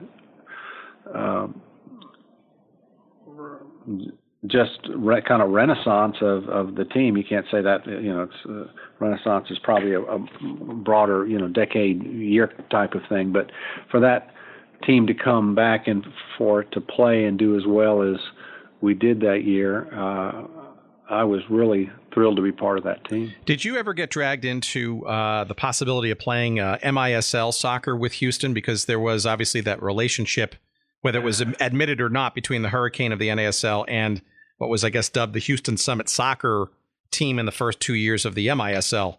Were you ever part of those discussions, or was that ever a consideration, or was that just not part of it? Well, not really. I mean, I that's really, to some degree, and I can't remember exactly, but I was happy at that point doing broadcasting and starting to do that as well. And I had done some events for CBS previously, done some events for ESPN, and I ended up having a contract with USA Network, and I was doing college football every fall, and we would have the third game each weekend, third best game each weekend. So ABC, CBS would take number 1 and number 2, and we got number 3, and we had a very, very smart president, a lady there at USA Network, and Kay Koplovitz. Yep, and she figured out that you need to get in homes all over America, and that was going to be the big turning point. So she did a lot of things. She was the one who I think came up with the idea of covering PGA golf on Thursdays and Fridays, because you already have the trucks there, you already have the announcers there, you already have the players there. And why should we just limit it to for CBS on Saturday and Sunday? Well, and CBS was happy to do that as well. That helped their marketing for what they were trying to do. And so she was doing the Thursday, Friday broadcasts for the PGA. And we were doing the same thing in college. When the schedule would come out, she would look at that, and it changed rarely, but it could change on occasion based on how a team was doing that particular year. But we ended up, I did a whole bunch of Notre Dame games, did a whole bunch of Miami games, a whole bunch of Boston College games with Doug Flutie. And so from a broadcasting standpoint, that was a really good transition element for me. And in addition to doing my MISL stuff, at one point I was doing Game of the Week for Seattle, where John Best, my former center back for us there in Dallas, he was now general manager up there. I was doing essentially kind of a Game of the Week in Seattle, and also one on Long Island there for the Arrows, and it was got a lot of miles. A lot of airplane miles during those years when I did that. I growing up in the New York metropolitan area myself, I do remember those first games, and it was very late at night. I guess it was a tape delay kind of situation. It was you and Terry Lewicki, one of the famous Lewicki brothers, doing those New York Arrows games, usually from the Nassau Coliseum. I think occasionally there was a Philadelphia game or some other sort of road games, but but Nassau, you're exactly right. Yeah, I got a lot of points in the Marriott Hotel right near that particular arena. It's near the stadium. Yeah, that's the highlight of the Marriott, I'm sure. But it seems to me, though, that from a broadcasting perspective, that you were kind of a quick study. Obviously, very telegenetic. You had to good presence on the air. I see some old pictures of you and Pelé kibitzing during some CBS halftime games of some of the Soccer Bowl from '75, et cetera. It's clear that you were well onto that way.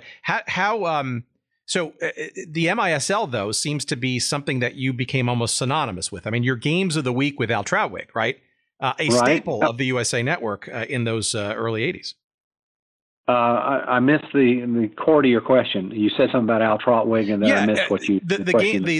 So for those who don't remember, our listeners, Kyle was the other half of the team that broadcast an MISL game of the week. The other person being Al Troutwig, right? And basically, on the USA Network, that was a staple of its programming for a good 2-3 years, right? Those live games once a week, right? Every night. And again, it speaks to our president's genius in a lot of ways, is that she wanted to get exciting airtime without having to pay out the nose for the NFL. Or at one time, they also did basketball or baseball. I can't remember which one, but they were, went with that. But what they really kind of figured out was if you got a high energy event on television, then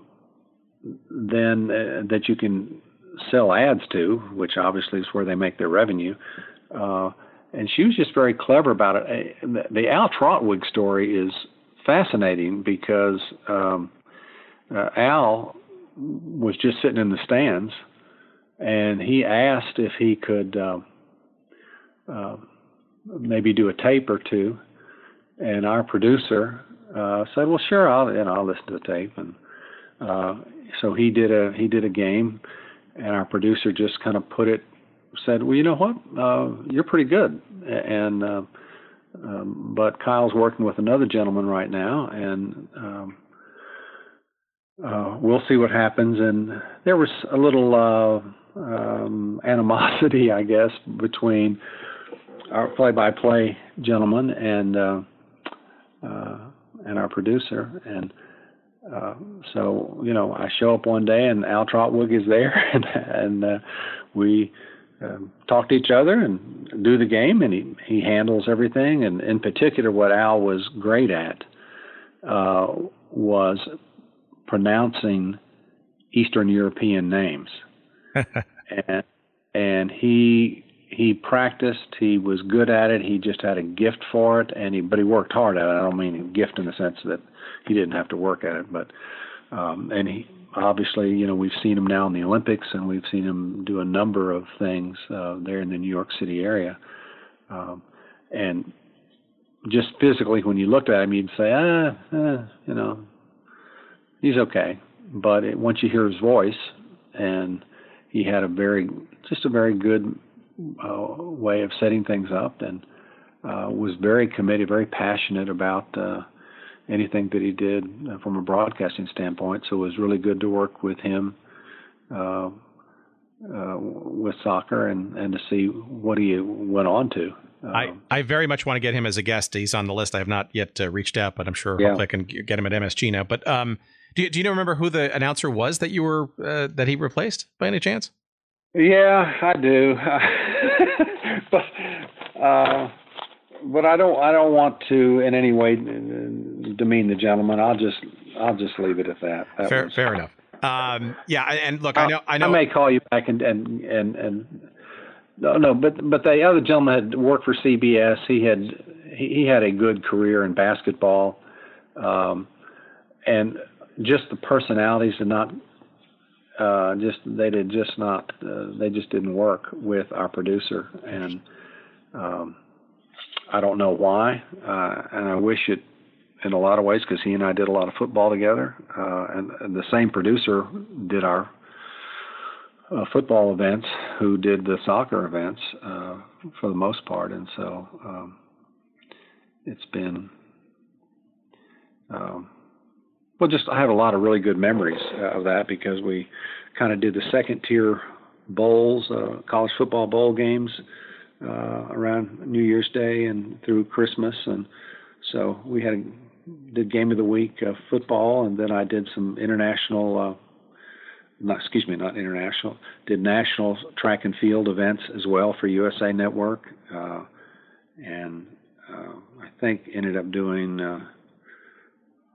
4 sports, I think, for them at one point. Well, you're almost like a utility player of sorts for USA Network, and with a flexing sports. I was a stable on college football. I was a stable on MISL soccer for them, and then I actually did a rodeo time for them one time down in Oklahoma City, and in addition to the track and field activities. And so the first 3 I felt very competent and could handle, what we would have to deal with. A rodeo, not so much. And I think they thought, because I was from Texas, that I would understand all the rodeo lingo and all that kind of stuff. But all right, so our completists out there who are listening, we urge you to go find that piece of video of Kyle Rote Jr. calling rodeo in the state of Oklahoma in the early 80s. All right, but so it seems like you're well on your way then. But then, and this is, I do want to sort of make this sort of the last major sort of area here. How do you get back into the game of soccer itself? The appeal of getting actually into owning or being part of an MISL franchise yourself. How did that sort of come about? Well, I had finished in Houston. I had spent some the summer. I had really kind of felt a call to do this, and when it looked like I was not going to be as big a part of the team because they were going to stay. Timo had a winning. He had a winning style, and whatever the math was going to be, for that next year in 1980, I had always been very impressed with Mother Teresa, and always have felt odd about hunger issues around the world, and that had always just kind of pierced my heart and that kind of thing. And so made a decision that since I was not going to be part of the mainstream of the Houston team, because we had a very good, successful team, the year before, and there was no reason to change it for the most part. So I ended up spending 3 months or so in India, Mother Teresa's work, that kind of thing, and come back and get a phone call from a former Memphis Rogues guy who I knew, and he said, "Look, I see you doing all this MISL stuff, and so you got to know some of these owners, and we need a soccer franchise." And I said, "Well, you know what? I will keep my ears open, and I'll kind of see what happens, and get back in touch with you and see kind of if what interest there might be." Well, as it turned out, one day I'm doing a game in Hartford, and I can't remember who it was that came up to me. It wasn't Michael, but somebody came up to me and said, "Look, we're so glad to have you guys here, but don't say anything about our owner on air. Would you please?" I mean, he asked me to, and I said, "Well, I don't even know what happened to your owner, so yeah, I'm not going to say anything about it." He said, "Well, there looks like there's an issue that involving the IRS, maybe some tax fraud or something." So I ended up calling that day. I called the commissioner and said, "Look, I don't know all the details, but I've had a PR person come from the Hartford, was it Hellions? I can't remember what it was." But, yes. And told me about not saying anything about their ownership. And I asked him why, and he told me that, there's an investigation going on and all that kind of stuff. Well, the commissioner said, "Well, thank you so much for telling me about that." And I said, "Oh, but by the way, I got a group of people in Memphis who are looking to get a franchise. And if you think that the Hartford team is up for sale, or wants to, can move, and if they get away from this other situation, maybe this is an easy solution to it. Just transfer to another city." They were a good city for the NASL soccer team, and the Memphis Rogues back then, and they would love to have an indoor soccer team. And part of the backstory on that, Tim, is that Memphis was trying through that. We have a dual mayor system here. We got a county mayor and a city mayor. Both mayors were really trying to help push and our business community was pushing as well, and FedEx is here and all that stuff, to try to get an NFL franchise. And given our average income in the city of Memphis, it doesn't fit anything close to what the NFL needed. But NFL loved using Memphis as kind of a tool to try to negotiate with other cities. Ultimately, the team, ended up going to Nashville, which has a much higher average income per person. And so, they figured that in Memphis you got, for the NFL, maybe you got 30,000 people that can afford season tickets. But in Nashville, even though they're a smaller city, they have probably 70, 80,000 people that could. And they did all their economic research and all that kind of stuff. But that's the reason why they asked me to see if we could get a team, because they said the expansion committee looks at all these things. Memphis has a good golf tournament, which we did and still do. The St. Jude tournament. You've got a good tennis tournament, which we did up until about a year ago. And they said, and by the way, a whole bunch of NFL owners are looking, have already have a piece of a number of soccer teams over the years, and so there are a lot of NFL owners who really like soccer. And so, in any event, the people here in Memphis, I talked to both mayors, and they say, those folks, would you try to help us as kind of a front man to get in touch with the commissioner and see if maybe we can get a team, if not Hartford, another one, but the Hartford one sounds, that maybe they'd be willing to consider that. Well, I get a phone call back, and shockingly, they did want to consider that. And so we ended up got a group of owners, of which I was one, that we ended up owning the team that ultimately became the Memphis Americans. Used to be the Hartford Hellions, and we kept, I think, 4 or 5 players off that team, and then added some others, and Stan Stomenkovich was one of those who became a real star in our little community here. But we had some other really good players that we were able to get from Hartford. We got Tom Nevers, and who else? Bruce Rudroff, and Leo Figueredo, and there's one other one I think we got. Richard Booth, who is still here, by the way. He was a goalkeeper. Sure. And was an excellent goalkeeper for us with the Memphis Americans. Memphis Americans lasted 3 years. We sold the franchise to Las Vegas, where it went out there, and I guess, the league imploded, and they didn't do as well as I guess they expected at the time.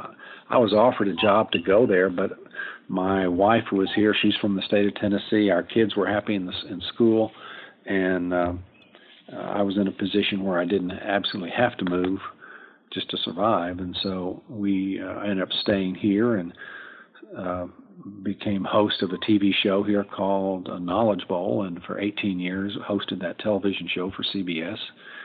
And it's since been kind of franchised to some other cities and that kind of thing. And continued to do my football, continued to do MISL stuff. And so my temporary move to Memphis in 1981 turned into a permanent move because we're still here. And so. All right, last couple of questions. All right, so but that's a really interesting story. So did you ever sort of was the irony ever evident in that here you are part of an Athletes in Action Christian-oriented acquisition of a team that was called the Hellions? Did that ever dawn on you as being somewhat ironic? Well, no, I mean, it was anytime you mix people have a different worldview. You've got some struggles, and I'll say that from our ownership, of which included several Jewish doctors here in town, it was we were trying to do it as much for the city of Memphis, and I didn't know the city of Memphis, as well as I obviously have now, and so we had some really exciting time, but the mix of players, Derek Smethurst, I don't know if you remember Derek, sure. But he was a really good forward, and Derek was on our team, and so we had about, I'd say probably half Christian that you could identify players, and the other half weren't, but that wasn't. We did a number of things around the community that were basically giving activities, just trying to bless people and do things to encourage them and that kind of stuff. But the base had already been set. The Memphis Rogues, that previous group, had done a fabulous job of inculcating a love of soccer among the Memphis people, and so we were fortunate to have some good crowds and that kind of thing, and I think Helmut Dudek and Hank Leotard and Tony Carbagnani, all those guys, and Richard Booth. Most of those guys are still I think of that group, several of them are still here. A tremendous Helmut Dudek was a fabulous kind of left back for us. He ended up dying of cancer a few years ago, and Stan Stamenkovic sadly was killed in an accident falling off the top of a roof. I don't know how anyway, that's I'll let someone else figure all that out. And so I've tried to keep up with, a good number of them over the years, but we really didn't have any, major issues within the team, other than we didn't win as much as we wanted to, and one of my former teammates was our first coach, Horst Bertel, who played in Germany and was never on the German national team, but he was close, and so he had married an American girl, and so they were trying to establish citizenship here and that kind of thing. And Horst and I played together in Houston. He came from Houston as well. And so from that Houston group, Horst Bertel came, and then also Matt O'Sullivan came from there. So there were really kind of three of us who came from the Houston soccer program up to assist those people here in Memphis. And the other irony, as people are yelling at their iPods as they're listening to this episode, of course, is that the Memphis Americans were comprised of many non-Americans for quite some time, and you've named just a bunch of all, right? So that's that irony there as well. Well, we played at every arena. They always have their song. We would play that "Coming to America" song. The very popular "Coming to America" song, and I still get people coming up to me, this many years later, who so love that this idea of coming to America to start your life and to have a fresh look and all of that. I had no idea the power of that music, but we played it loud, and we, of course, we did the national anthem, but the music element, when you put together, you produce, a game, that surprised me as to how important that became, and people would stand up and sing, and it's a pretty easy lyric to remember, so.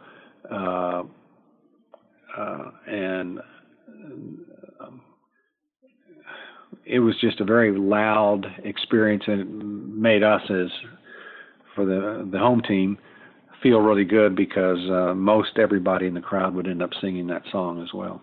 All right, one quick question, and then we promise to wrap it up because we've spent quite a bit of time denting your afternoon, and I want to give back the bulk of your time to yourself and your family. Were you I read somewhere, don't know if it's true or not. Were you offered the chance to coach in Dallas afterwards, or was that is that also apocryphal?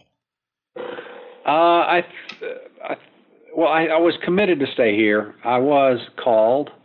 And that's about all I can say. Even though, Dallas was where I was born, it's where I played high school stuff, it's where I had the pleasure of playing with Lamar Hunt's team and all that. But, the kids were happy, and as a child, I don't mean this in any negative way towards my mother and father, we switched. It was also a time in the NFL when every player had to have an off-season job because you didn't make enough money in the NFL during the 50s. Huh. And so Pat Summerall went back to Jacksonville, Florida, and sold insurance. Our quarterback, Charlie Connerly of the Giants, went back to Clarksdale, Mississippi. He had a shoe store that he worked every off-season. Frank Gifford, I think, went to the West Coast and sold pictures of himself out in a swimsuit. But everybody, Andy Robustelli had a sporting goods store up in Connecticut, and everybody had to have, essentially another job, another revenue stream.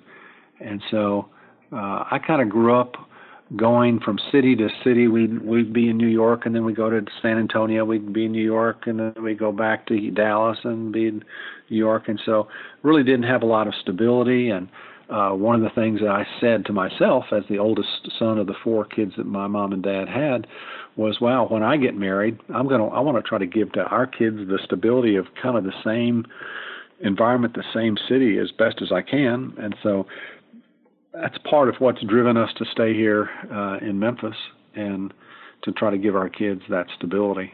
Well, look, and it's an amazing testament to being a father, being part of a family, and recognizing the sacrifices that life brings beyond either a career or simply the delight and the joy of playing sports as that career, right? And it's life is complicated, and those are not necessarily easy decisions to make. But it does seem to me that the easiest decision to make with regards to the totality of your career, right, was certainly made and rectified in 2009 when you were inducted to 2 halls of fame as an English major. I believe that's how we say it. But not only the state of Texas, but also the National Soccer Hall of Fame. There's some argument that it should have happened a bit sooner than 2009, but I'll let others conjecture around that. I have to suspect that is at least some level of gratitude, and arguably still probably more to come as the sport gets more successful by the year here in this modern age, of your contributions and a lot of what you've mentioned throughout this conversation, which is almost to the point of being a missionary in some respects for a sport that truly needed those kinds of efforts back in the 70s and early 80s. Yeah.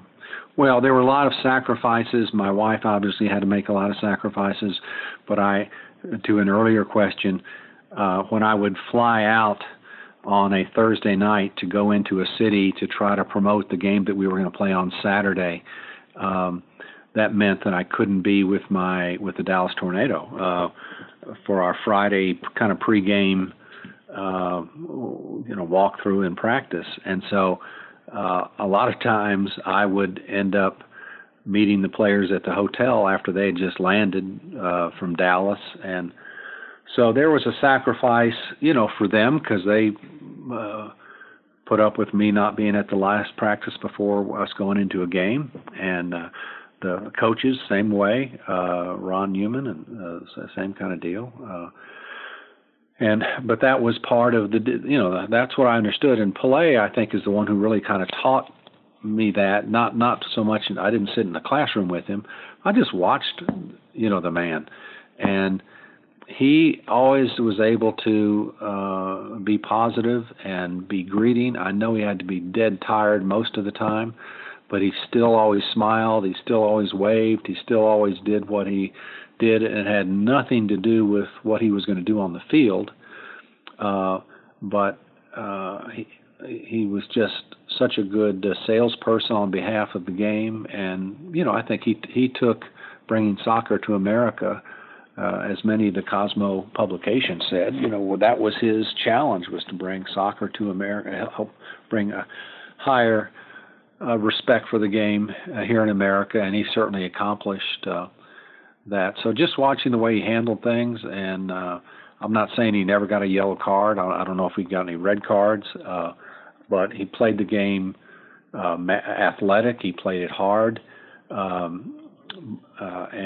he picked people up, and people seemed to really respect him. And so even though I didn't know him, super well, we played against each other, and we had a number of these events together. But in terms of really core, to really know all about him, when they in Biafra in Africa, when he came, there was a civil war going on, and he put a condition on coming to that part of the world. And he said, I will only come if you guys stop fighting.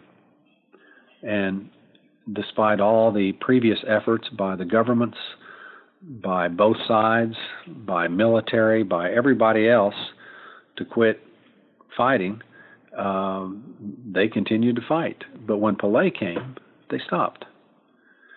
And when I think about issues that have happened in Guatemala and Honduras and El Salvador, in terms of little border wars and all that kind of thing, certainly soccer on occasion sets a platform, for great athletic performance, but it also has a political element to it as well, and a political power. And when you join that with someone like Pelé, who, I've never met anyone who didn't really like him, in addition to respecting him for the remarkable accomplishments that he had. So I just tried to take a tone, just kind of watching the master of how he did it. I could never match his athletic or his soccer skills, but his ambassador skills were A+, and I always wanted to try to make sure I never embarrassed the game and tried to honor him.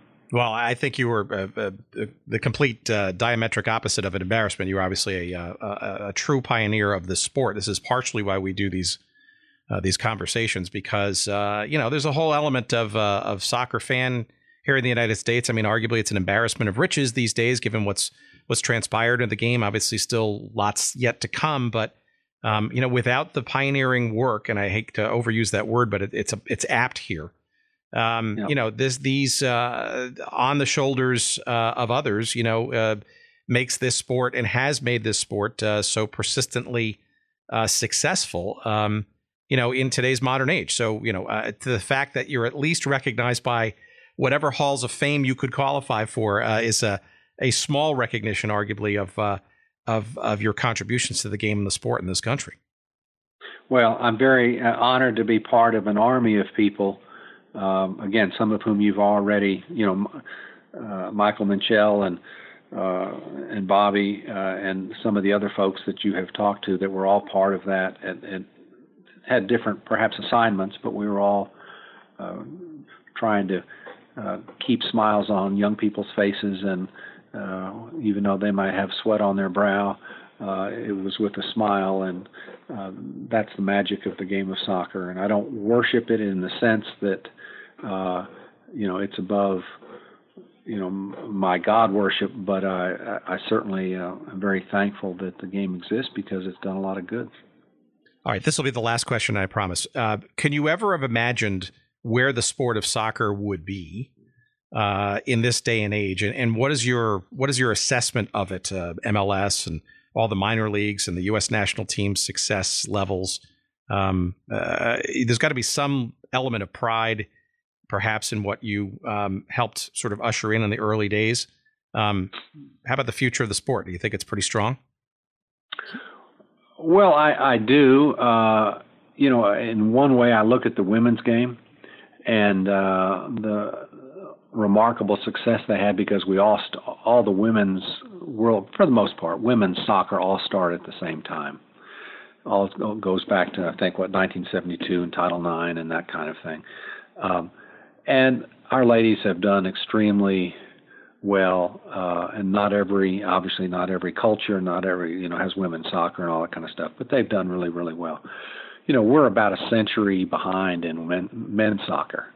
And so when a child is born in my era in the 70s, very, very few parents would ever think of a vision, well, one day he'll be a soccer player. There was always, one day he'll be maybe a football, basketball, baseball player, something like tennis, golf, those kinds of things. Thankfully, that has now changed in many ways to where soccer is part of the conversation. And we still haven't seen the best benefits of that because if you look at, Brazil just as an example, okay, if you're a great athlete in Brazil, you've got basically one choice, maybe two. You could say the Brazilian basketball program, and arguably, they're pretty good at that kind of thing. And maybe it could be you could be an international race car driver. They've had some success with that. But 98% of kids born in Brazil, at least have a view that to play the game of soccer at some level, that kind of thing. We're by far the most diverse country in the world in terms of sports opportunity. And we're not forced to have to play only one sport like they are in some countries. And we have this wonderful menu. It's just one of the best, I think, one of the best parts, really of America, that your size, doesn't keep you from playing the game of soccer for the most part. And we have so many choices, and that's part of our freedom, and part of the difficulty of managing our freedom is, which one do you do? I've always told people, when people say about your kids, well, like, if I'll give you a good example, Roger Staubach, he and I, friends when I lived in Dallas, and he was playing with the Cowboys, and he did not let his son, Jeff, play football until his senior year of high school. Jeff became a very good soccer player. Jeff became a very good baseball player. And part of the reason Roger did that is because of the concussion issue that is continuing to grow as an issue in American football. And so, I'm not a prognosticator. I'm not a seer. I can't tell you what's going to happen in the future, but I would imagine that as the American football sport continues to have to deal with the concussion challenges, that a lot more kids are going to be, a lot more young people are going to be ushered into playing soccer. And I don't wish badly for American football at all, because my whole family has background with that and my broadcasting of the sport and all of that. But certainly soccer gives a very good alternative to really good athletes. And when you look at the rest of the world, when I was on there are 210 nations in the world. When I played on our national team, we weren't 210, but we were probably in the 60s somewhere, 60s, 70s. We beat Poland in my first game. We beat Bermuda, I think, in the second game, and then had a whole string of losses to Mexico and Poland and Italy and all of that. And so we sometimes get these little false senses that, well, we've made it and we're just as good as all the other top soccer teams in the world, and that's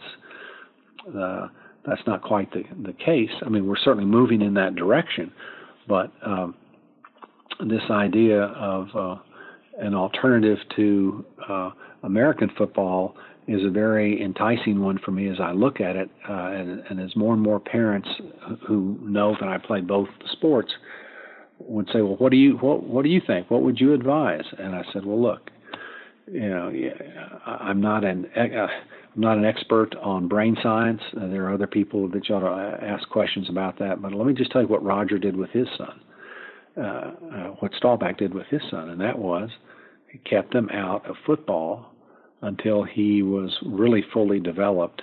And you can argue what that age group is, but that's probably 15, 16, 17, somewhere in there, and had him play other sports because of his concern for the health of his son.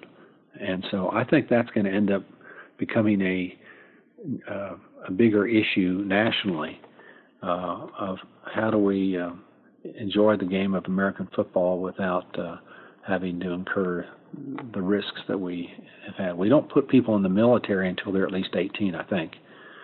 And I'm not suggesting that that's the rule that they ought to adopt in American football, but it may be something that they ought to at least look at. That I get really scared and sad when I see 4th and 5th graders playing tackle football because of the physical development hasn't matured enough to provide a safe body to be able to take some of those impact hits.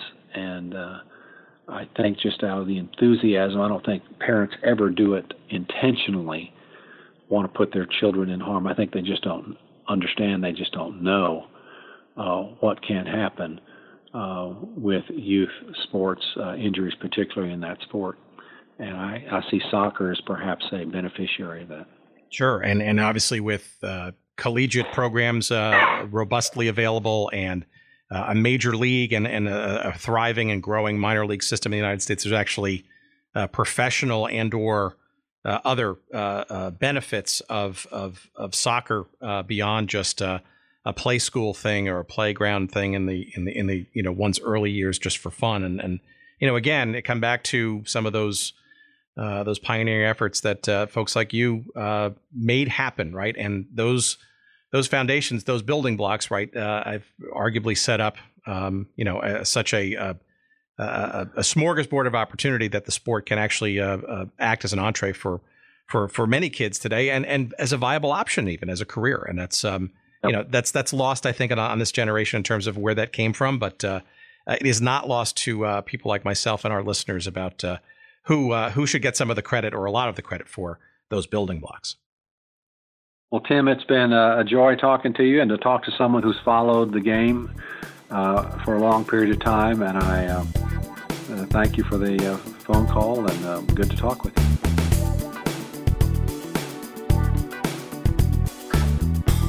Okay, there you have it. And friends, I am not going to lie to you. That was a real thrill to get to talk to Kyle Rote Jr., a legend and a true superstar in every sense of the word, pun intended. And somebody that I have grown to admire over the years, ever since I was a kid, and enthralled by the original days of the North American Soccer League and my own little fledgling soccer career, short-lived as it might have been as a youth. Kyle Rote Jr. is a wonderful human being, and I think you got a sense of that, and the stories and the history as well, just top-notch, and I can't thank him enough. I want to remind you that Kyle is available for public speaking engagements. He does a ton of those. And if you have a civic organization or a sports group that could be inspired by Kyle's story and exploits, I think you would benefit by giving him an email to kyle.rotejr, that's ROTEJR, @gmail.com. Again, that's kyle.rotejr, ROTEJR, @gmail.com, and he will hopefully respond in kind, and you can figure out how Kyle can come speak to your group. I think that too would be a fun exchange, and lots to learn from the great Kyle Rote Jr. And we can't again thank him enough for being part of our fledgling little podcast here on episode number 19. Boy, has time flown. Again, thank you for listening. Follow us on social media. You find us on Twitter at Good Seats Still. You'll find us on Instagram at Good Seats Still Available. On Facebook, we have a page devoted to the site, obviously Good Seats Still Available. And our website, of course. If you can't remember any of this stuff or there's something you forgot, you want to download an episode in the past or all of the episodes, you want to get a book or a movie or anything else we've referenced on the show, the place to find it, all of that is goodseatsstillavailable.com. That's our website. Visit early, visit often. Thank you so much for your support. Please rate and review us on iTunes or wherever you can rate and review podcast episodes. We benefit and love those too. And stay tuned. We've got lots of other great conversations and interviews and stories to come. And we thank you for your support thus far. My name's Tim Hanlon. This is the podcast we call Good Seats Still Available. Thank you for listening. And I can't wait to see you again or listen or talk to you again, whatever, sometime soon. Take care, everybody.